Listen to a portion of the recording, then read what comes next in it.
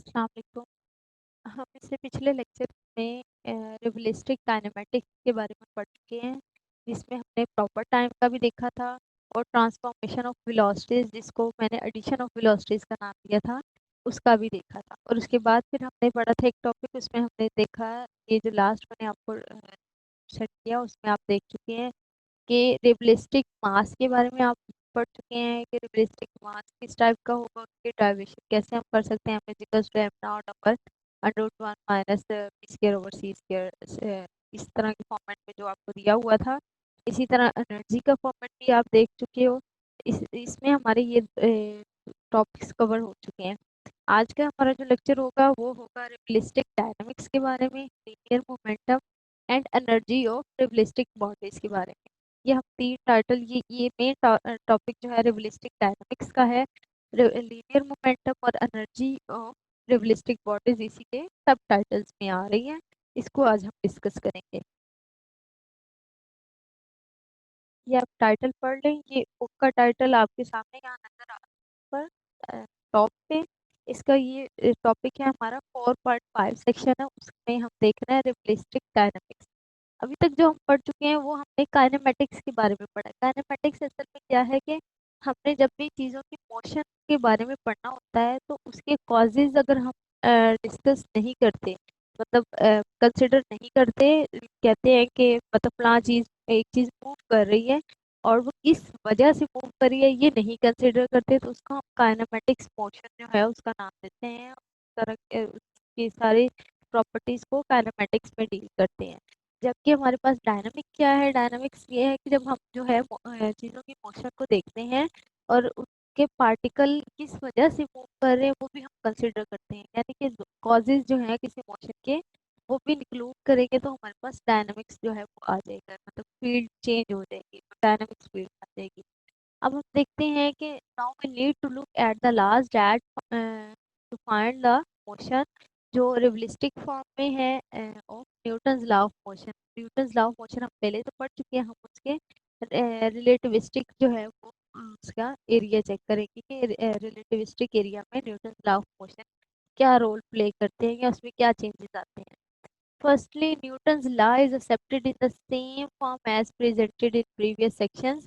हमने पीछे जो पढ़े हैं, हमने पहले दौर में क्या था कि न्यूटन्स फर्स्ट लॉ को इसी तरह से एक्सेप्ट किया जाता था, लेकिन वहाँ पे टू आर्गुमेंट जो हैं वो प्रेजेंटेड किए गए। फर्दर हमारी स्टडीज हमें पता लगा which indicate the Newton second law में नीड भी है।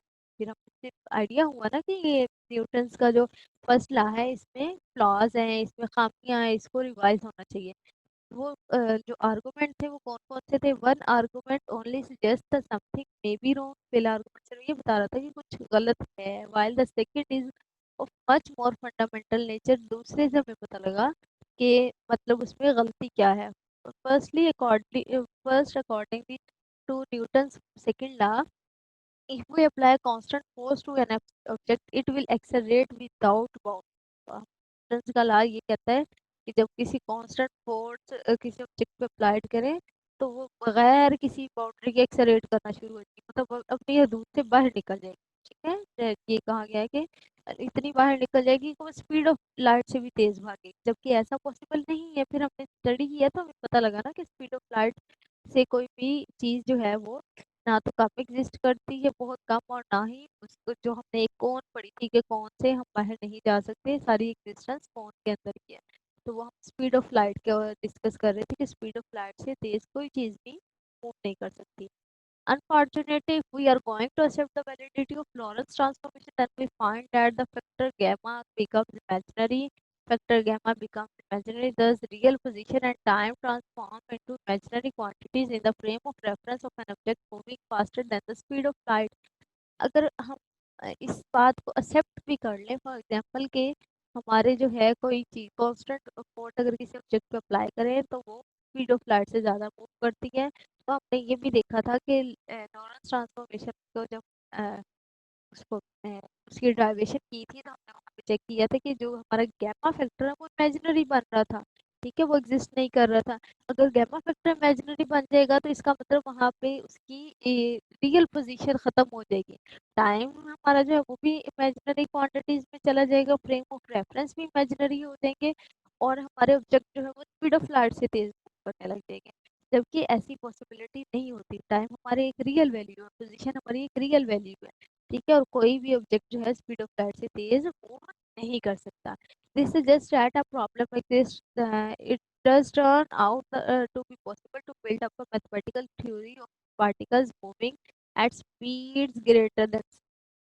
तो फिर हमें यहाँ से आइडिया हुआ कि कोई प्रॉब्लम तो ज़रूर है, तो कोई ऐसी थ्योरी डेवलप की जानी चाहिए जो कि हमें या तो कहे कि वाकई ही जो है चीज़ें मूव कर सकती हैं स्पीड ऑफ लाइट सी से, या फिर हमें फिर ये बताए कि क्या जो है मिस्टेक है या क्या खराबी है इस इलाज में। ये तो हमने डिस्कस किया उसके पहले गलती के बारे में। ठीक है, दूसरी गलती हमने कहा था कि सबसे बड़ी जो मानी जाती है वो क्या, the second difficulty with Newton's law rise from the result, जो कि रिजल्ट से जो है अकर हुई थी, drive from the second and third law that is an isolated system the total moment of all the particles involved is constant, where momentum is defined for a particle moving in velocity u and having a mass by this equation।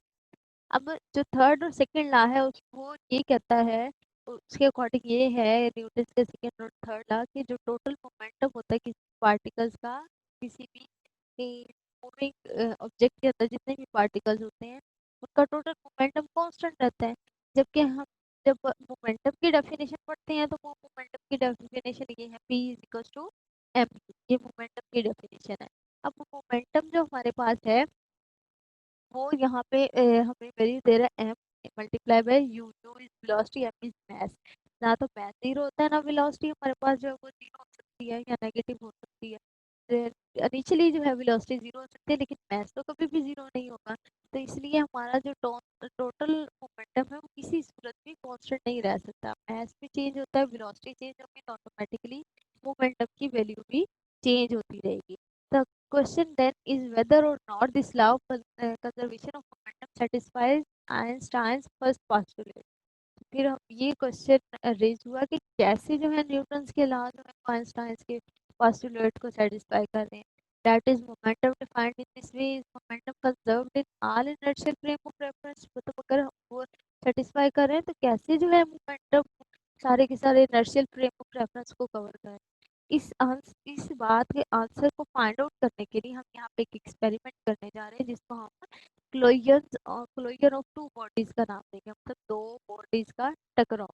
ठीक है, अब इसमें हमने क्या देखा कि हमारे पास एक मैस जो है m1 है, दूसरा मैस m2 है, और ये m1 और m2 जो है m1 मूव कर रहा है u1 स्पीड से और m2 मूव कर रहा है u2 स्पीड से, दोनों एक दूसरे के करीब आ रहे हैं।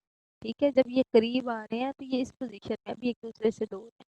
तो जब ये दोनों आपस में टकरा जाएंगे, टकराने के बाद एक किसी साइड पे मूव करेगा एक किसी साइड पे, जैसे कि ये देखेंगे m2 इस तरफ को कर गया और m1 इस साइड पे, ये आफ्टर कोलिजन आफ्टर टकराव ये है। ठीक है, और हम इन्वेस्टिगेट क्या करते हैं कि टकराव से पहले ये भी एक रिजल्ट है जो ये बताता है कि फ्रेम ऑफ रेफरेंस के अकॉर्डिंग कि जो जितना मोमेंटम पहले था मोमेंटम बाद में भी उतना ही रहेगा। इसलिए मोमेंटम क्या है, इसका मोमेंटम क्या है, mass into velocity, mass into velocity, दोनों मोमेंटम हमने प्लस कर लिए। ये टकराव से पहले का टोटल मोमेंटम हो गया। इसी तरह हमारे पास ये मोमेंटम क्या होगा, m1 into u one bar, m2 into u two bar, ये हमारा जो है टकराव के बाद का मोमेंटम है। ये दोनों इक्वल रहते होते हैं। ठीक है, ये यही चीज हमें जो है वो प्रूव नहीं कर पा रहे थे आइंस्टाइन के पास्टुलेट, जिस वजह से हमें ये पता लगा कि न्यूटन के इलाज में उनमें कुछ खराबियां हैं जो कि दूर होनी चाहिए। और ये हर कहाँ पे ये मोमेंटम जो इक्वल होते हैं, in every initial frame of reference, कोई भी फ्रेम ऑफ रेफरेंस ले लें उसमें ये हमारी इक्वल पाई जाता है। Recall that the velocities must be transferred according to the relativistic law given in the equation 4.56, जो अबव इक्वेशंस दी हुई हैं जो हमने लॉरेंस ट्रांसफॉर्मेशन से लिखी है उसको हम ट्रांसफॉर्म कर सकते हैं। however we retain the Newton's principle that the mass of a particle is independent of the frame of reference। लेकिन न्यूटन का लॉ क्या कहता था कि जो mass है वो frame of reference से independent होता है, in which it is measured. We find that the equation 4.64 this one does not hold true in all frame of reference. हमने फिर ये देखा कि इस बात के अकॉर्डिंग ये फ्रेम ऑफ रेफरेंस, सारे फ्रेम ऑफ रेफरेंस में ये बात सच्ची साबित नहीं होती. One look at the complex form of the velocity transformation formula would suggest this conclusion. Thus, the Newton's definition of momentum and the Newton's law of conservation of momentum are inconsistent with the Lorentz transformation. अब ये देखिए यहाँ पे contradiction खुद ब खुद आ रही है. कंट्राडिक्शन तो एक दूसरे को उलट. तो न्यूटन का जो डेफिनेशन थी मोमेंटम की वो, और न्यूटन का law of conservation of momentum, Newton का law of conservation of momentum यही है कि बॉडी जितनी मर्जी मूव कर जाए उसका जो मोमेंटम है पहले और बाद में सेम रहता है, उसमें चेंज नहीं आता. जबकि उसने पहले जो हमें F is equals to M A, second law, third law हमें दिए थे, वो इस बात को सारे फ्रेम ऑफ रेफरेंस में सेटिस्फाई नहीं करते थ्रू लॉरेंस ट्रांसफॉर्मेशन. तो इस वजह से उसके खुद ही बात की कंट्राडिक्शन आ रही थी. और even though very low speed, अगर बहुत लो स्पीड भी हो तब भी ये बात फुलफिल नहीं हो रही थी. these Newton principles are known to yield result in agreement with observation to an exceedingly high degree of accuracy. So instead of abandoning the momentum concept entirely in the relativistic theory, a more reasonable approach is to search for a generalization of Newtonian concept of momentum in which the law of conservation of momentum is obeyed in all frame of reference. अब ये सारी theory जो है उसने book में लिखी हुई है, इसको आपको लिखने की ज़रूरत नहीं है. यहाँ से जो मैंने ये रीड आउट की है कि इवन तो याद है क्या, इस लाइन से हम जो है इसको कट ऑफ भी कर सकते हैं. ठीक है, यहाँ से इस लाइन से. ठीक, ये उसमें वो ये सिर्फ ये कह रहा है कि क्योंकि ये हमें एक्यूरेसी नहीं दे रहे थे लॉरेंस ट्रांसफॉर्मेशन में, इसलिए जो मोमेंटम का कंसेप्ट है वो उसमें कुछ गड़बड़ थी जो रिलेटिविस्टिक थ्योरी में हमें पूरा नहीं उतर रहे थे. तो यही रीजन थी कि हमें कोई ऐसी जनरलाइजेशन चाहिए थी न्यूटनियन के कंसेप्ट की मोमेंटम के लिहाज से जो कि law of conservation of momentum को सारे के सारे फ्रेम ऑफ रेफरेंस में फुलफिल कर रही हो. We do not know beforehand whether such a generalization even exists, or any proposals that we make can only be justified in the long run by the success or otherwise the generalization in describing what is obeyed experimentally. आप इस सारे को यहाँ से निकाल दें, लेकिन ये बातें समझने की हैं, आप इसको बेशक एग्जाम के पॉइंट ऑफ व्यू से हमें लीजिएगा. अब उसने यहाँ कहा कि जनरलाइजेशन में भी हो सकता है कुछ एग्जिस्ट कर रही हो, और का ऑथर कह रहा है. ठीक है, जिस टाइम उसने ये बुक लिखी उस टाइम वो कह रहा है कि मे भी कोई जनरलाइजेशन एग्जिस्ट कर रही हो, लेकिन हम उसको जस्टिफाई नहीं कर सकते. हम हमें जो है उसकी तरक्की का या उसकी सॉलिड होने का नहीं पता, इसलिए हम जो है वो कुछ एक्सपेरिमेंट करते हुए चेक करेंगे कि हमारे पास जो है वो कोई जनरलाइजेशन मिली हमें या नहीं. इस इन्हीं जनरलाइजेशन को फाइंड आउट करने के लिए फर्दर जो है ये टॉपिक लिए गए हैं. रिलेटिविस्टिक डायनेमिक्स में आपको पढ़ा रही हूँ, उसमें ये हमारा फर्स्ट सब टॉपिक आ गया है जो है relativistic momentum. Any relativistic generalization of Newtonian momentum must satisfy two criteria. मतलब जब हम फाइंड आउट करना था कि जनरलाइजेशन को रिलेटिविस्टिक न्यूटोनियन मोमेंटम के जो लास्ट है या न्यूटोनियन लास्ट है उनकी जो जनरलाइजेशन फाइंड आउट करनी थी, उसमें कौन कौन सी दो खूबियां होना जरूरी थी. पहली, relativistic momentum must be concerned in all frame of reference. मतलब रिलेटिविस्टिक जो रिलेटिव मोमेंटम है, रिलेटिव मोमेंटम मतलब एक फ्रेम ऑफ रेफरेंस का मोमेंटम दूसरे फ्रेम ऑफ रेफरेंस के मोमेंटम के लिहाज से वो इक्वल हो और वो सारे फ्रेम ऑफ रेफरेंस में इक्वल हो. ठीक है, relativistic momentum must reduce the Newtonian momentum at low speeds. जब न्यूटन लॉ ने जब ये कहा, न्यूटन ने कहा कि कोई भी चीज़ जो है स्पीड ऑफ लाइट से ज़्यादा मूव कर सकती है, तो वहाँ पे ये बात गलत साबित हो गई थी. तो उसके पुराने लॉज जो है वो पूरी जो है वो गलत साबित होने शुरू हो गए थे. इसलिए कहा यह जा रहा है कि रिलेटिविस्टिक मोमेंटम ऐसे होने चाहिए जो न्यूटोनियन मोमेंटम की स्पीड्स को लो करते हैं. मतलब किसके इक्वल ले है, स्पीड ऑफ लाइट की इक्वल ले है ताकि वो बात हमारी सही साबित हो. ठीक है, The first criterion must be satisfied in order to satisfy Einstein first postulate। पहली बात जो है ये वाली कि आइंस्टाइन फर्स्ट postulate को दार कर लिया है। सेकंड क्राइटेरिया जो है वो भी सेटिस्फाई होना चाहिए क्योंकि ये न्यूटन्स लॉ को करेक्ट कर रही है और उसको लो स्पीड पे ला रही है। By number of arguments the strongest which being based on arguments concerning the symmetry properties of space and time, a definition for the relativistic momentum of a particle moving with velocity u as measured with respect to frame of reference s that satisfies these criteria can be shown to take in the form।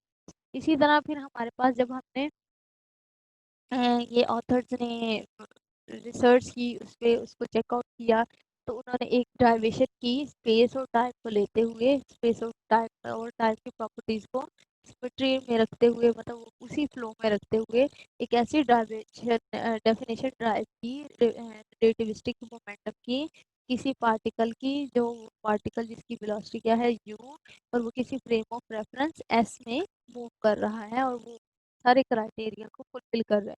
ये definition जो है find out की गई। यहाँ am not क्या है? Am not is the rest mass of the particle, the mass of the particle when at rest. मतलब am not क्या है कि जब पार्टिकल रेस्ट की पोजीशन में तब उसका मास है, which can be identified with the Newtonian mass of particle. With this form for the relativistic momentum, Einstein then postulated that for a system of particles। इसी बात को लेते हुए, इसी रेस्ट ऑफ मास को लेते हुए रिलेटिविस्टिक मोमेंटम के बारे में आइंस्टाइन ने जो पोस्टुलेट दिया था किसी पार्टिकल के बारे में वो ये था। The total momentum of a system of particle is always conserved in all frame of reference whether or not the total number of particles involved is constant।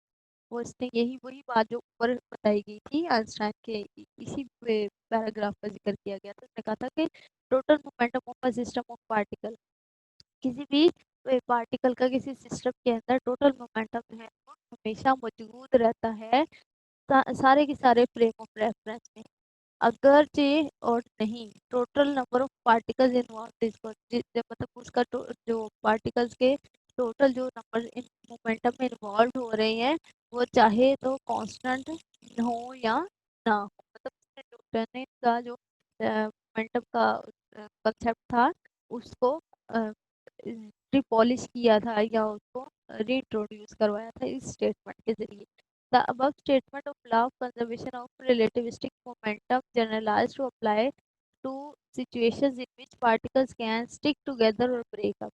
जो ये स्टेटमेंट थी ये सिर्फ तब ट्रू हो सकती थी या तो पार्टिकल एक दूसरे के साथ जुड़ जाए या फिर वो जो है एक दूसरे से बिल्कुल अलग हो जाए। दोनों कंडीशन में ट्रू थी, अदरवाइज ये ट्रू नहीं थी। Correctness must be tested by the experiment.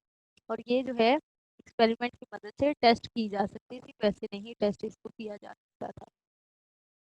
However, it turns out that the absolute that the postulate above with the relativistic momentum defined in equation 4.65 is uh, apply or confirmed experimentally। जबकि ये वाली हमारी जो ये result है इसको हम जो है एक्सपेरिमेंटली भी टेस्ट कर सकते थे और ये हमारी जो है एक ऐसी डेफिनेशन थी जिसकी करेक्टनेस जो है वो भी हमें नहीं थी। We note immediately that for u is very less than c, equation 4.65 becomes, अगर हम ये c जो है इसकी वैल्यू है u से बहुत लेस लेते जाएं तो ये वैल्यू नियर अबाउट जो है वो हमारी 1 के इक्वल आ जाएगी। नियर अबाउट जो है वो हो जाएगी लेकिन 1 के इक्वल नहीं। 1 के इक्वल होगी फिर तो डिनोमिनेटर वैल्यू 0 हो जाएगी। तो इसलिए हमारा डिनोमिनेटर जो है वो बहुत लेस वैल्यू पे चला जाएगा और बाकी हमारे पास एम नॉट यू रह जाएगा which is just the Newtonian form of momentum. ये दोबारा हमारे पास फिर क्या बन जाती है? Newtonian form of momentum. Momentum की डेफिनेशन एक्चुअल बन रही है, ठीक है। इसी वजह से कहा जा रहा है कि ये डेफिनेशन जो जनरलाइज्ड फॉर्म में निकाली गई थी ये एक करेक्ट डेफिनेशन थी जो सारी की सारी बातें फुलफिल कर रही थी, ठीक है। और इसी वजह से जो है इसको एक पार्टिकल के लिए अगर हमने लिखना था तो फिर हमने इस फॉर्मेट में लिखा था कि m is equal to M naught divided by 1 minus U square over T square, जो कि मैंने आपको लास्ट लेक्चर में भी निकाल के दिखाया था रिलेटिविस्टिक मैथ का। which lead us the idea that the mass of a body increase with its velocity। जैसे जैसे वेलोसिटी इंक्रीज होगी mass भी increase हो जाएगा. However, while a convenient interpretation in certain instances, it is not a recommended way of thinking.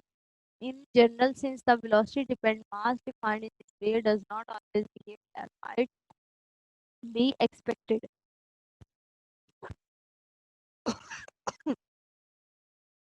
लेकिन इसका backdrop क्या था कि जो हमें तो पता है कि मैथ जो है वो velocity math defined in this way does not always behave might be expected, क्योंकि मैथ हमेशा जो है वेलोसिटी डिपेंड किस पे कर रही थी, मैथ पे, ठीक है. तो इसलिए ये वाली बात हमारी जो है वो ठीक नहीं है कि हमने यहाँ पे कहा कि वेलोसिटी मैथ इंक्रीज करेगा जब वेलोसिटी इंक्रीज करेगी, हालांकि वेलोसिटी बजाते खुद मैथ पे डिपेंड कर रही है, ठीक है. तो इस वजह से जो है ये इसके एक बैकड्रॉप पे मिला था. Having now defined the relativistic version of momentum, we can now proceed towards setting up the relativistic ideas for force, work and energy. मतलब हम इसी आइडिया को फर्दर लेके चलते हुए फोर्स, वर्क और एनर्जी को जो है वो डिफाइन कर सकते हैं. ऑल दिस की अब हमारा थर्ड जो है एनर्जी का काइनेमेटिक जो है वो काइनेमेटिक एनर्जी और डायनामिक एनर्जी जो है उसका टॉपिक स्टार्ट है. उसमें हमारे all these concepts are defined by analogy with their corresponding Newtonian version. Thus, the relativistic force is defined as, अगर हम force relativistic बोलें उसको define करना चाहें तो वो हमारे पास ये आती है, where F is force, P is the momentum, T is the time. ठीक है. force जो है हमारी वो P over time. पावर भी हम इसको कह सकते हैं, या मोमेंटम और पावर एक ही चीज होती है. मोमेंटम जो है वो हमारी थोड़ी साइंटिफिक वर्ड है, और ये डेफिनेशन हमें जो है रिड्यूस करती है न्यूटोनियन फॉर्म को लोएस्ट वेलोसिटी में. This force will do work on a particle. ये क्या है, फोर्स. फोर्स अप्लाई होगी तो डेफिनेटली कोई वर्क वहां पे डन होगा. And the relativistic work done by F during a small displacement D R is once again defined by, अगर हम जो है वो वर्क को लेना चाहें किसी डिस्प्लेसमेंट डी आर की टर्म में तो उसको हम इस तरह से डिफाइन करेंगे, where W is work done. ठीक है. D is rate of change in work done. F is force और डी आर जो है वो स्मॉल डिस्प्लेसमेंट है. ठीक है. अब हम ये भी कह सकते हैं the rate at which F does work is then, तो हम जो जितना वहां पे मोमेंटम अकर होगा वो हमारा क्या होगा, F इंटू यू. ठीक है. ये हमारी जो है वो भी मोमेंटम की डेफिनेशन है, F F into. We can introduce the notion of relativistic kinetic energy by viewing the power या work done by F as contributing toward the kinetic energy of the particle. तो इसी तरह हम जो है जब हम P लेते हैं, P is equals to FU, तो हम उसको D T by D T लिख सकते हैं. T is the टोटल हमारे पास जो है वो काइनेमेटिक काइनेटिक एनर्जी को डिनोट कर रहा है यहाँ पे. T is the relativistic kinetic energy of the particle. यहाँ पे ये देखें कभी भी we can write this last equation as हम इक्वेशन को dt by t, इस इक्वेशन को इस फॉर्मेट में लिख सकते हैं f dot u, where u as it is और f की वैल्यू क्या है, f किसके इक्वल था, dp by dt. अब p की वैल्यू हमारे पास क्या है, p की वैल्यू जो हमने जनरलाइज्ड फॉर्म इसी टॉपिक में निकाली थी 4.64 में, 4.64, ये 6.5, सॉरी ये वाली, ये जो डेफिनेशन पी की हमने फाइंड आउट की थी जनरलाइज फॉर्म में, वो हम इसमें सब्स्टिट्यूट कर देंगे. तो यहाँ पे ये देखिए पी की जगह हमने ये सब्स्टिट्यूशन कर देंगे. ठीक है. फिर हम क्या करेंगे, इसका डेरिवेटिव फाइंड आउट करेंगे. हमें पता है कि डेरिवेटिव किस पे अप्लाई होता है, एक हमारी जो वेरिएबल वैल्यू कांस्टेंट पे अप्लाई नहीं होता. तो ये U term as it is है, डेरिवेटिव इस पे अप्लाई हो रहा है. फर्स्ट टाइम हमारा जो है यू इंटू डी यू आ जाएगा, सेकेंड टाइम इस पे हमारे पास जो है वो इस यू पे वैल्यू हमारी जो है, और इस यू पे हमारा जो अप्लाई होगा उस पे डेरिवेटिव लगेगा. तो डिनोमिनेटर पे इस तरह से फिर हमारी ये जो है इसकी वैल्यू फाइंड आउट होगी. लेकिन हमें पता है कि U D U is equal to U D U by D T. यहाँ पे हम इस चीज को मद्देनजर रखते हुए हम इस वैल्यू को यहाँ पे सब्स्टिट्यूट कर सकते हैं. ठीक है. जब हम ये वैल्यू सब्स्टिट्यूट की तो बस यहाँ पे ये चेंजेस आ जाएंगे जिसको हमने कॉमन आउटसाइड ले लिया था. ठीक है. अब बाकी हमारे पास रिमेनिंग पार्ट ये रह गया और इसका हम एलसीएम लेके फर्दर इसको इस फॉर्मेट में लिख सकते हैं. So we end up with सारी कैलकुलेशन करने के बाद हमारे पास फर्दर जो वैल्यू बचेगी वो ये वाली टर्म आ जाएगी 4.74। इसी टर्म को हमें असल में चाहिए क्या यहाँ पे, ठीक है, रिलेटिविस्टिक काइनेटिक एनर्जी। एनर्जी को हम लेके चल रहे हैं ना एनर्जी के टॉपिक को, तो हम काइनेटिक एनर्जी जो है इसमें वो चाहिए। काइनेटिक एनर्जी के लिए फिर हमें ये टी जो है ये चाहिए। अब इसके साथ डेरिवेटिव भी इन्वॉल्व है। इस डेरिवेटिव को खत्म करने के लिए हम क्या करेंगे, दोनों साइड पे इंटीग्रेशन कर देंगे। और इंटीग्रेशन कहाँ से लेंगे, हम जो है वो starting value U to U, time हमारे यू, और वेलोसिटी वेलोसिटी जो है वो भी जीरो है हमारा, और काइनेटिक एनर्जी भी इनिशियली जीरो होगी। तो फिर हम को लेके चलते हुए यहाँ पे हमारे पास जीरो से टी की तरफ हम जाएंगे, तो यहाँ जो मिलेगी वो ये वाली बात है, ठीक है। इंटीग्रेशन के बाद कांस्टेंट ऑफ इंटीग्रेशन पुट करने के बाद, ठीक है, ये हमारी जैसे वो इनिशियल कंडीशन और बाउंड्री कंडीशन दी होती है ना, वैसे ये कंडीशन दी है कि T U is equal T zero is equal to zero. ये वाली टर्म हमने जब यू जीरो होगा तब काइनेटिक एनर्जी भी जीरो होगी। वो पुट करते हुए constant of integration find out किया, ये वाला कांस्टेंट ऑफ इंटीग्रेशन जिसकी वैल्यू एम नॉट सी स्क्वायर आ रहा है यहाँ पे, ठीक है। अब ये भी हमें पता है कि u जो है स्पीड ऑफ ये वेलोसिटी जो है वो very very less than speed of light होती है। और इस पे हम जो है बायनोमियल एक्सपेंशन जब अप्लाई करेंगे इस वाली टर्म पे, ये हमारे पास डिनोमिनेटर जो है इसको हम लिख सकते हैं, डिनोमिनेटर में है तो इसको हम लिख सकते हैं पावर -1/2। और इसका बायनोमियल फार्मूला अगर ओपन करेंगे तो 1 plus u square over 2 t square, first two term ली है, बाकी हमने इसकी टर्म छोड़ दी है।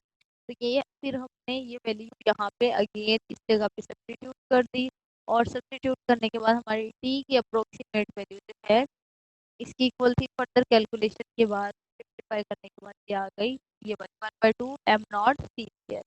as should be the case is the classical Newtonian expression for the kinetic energy of a particle of mass moving with velocity। ये हमारे पास क्या है जी, काइनेटिक एनर्जी है किसी पार्टिकल की जो u वेलोसिटी से मूव कर रहा है, ठीक है।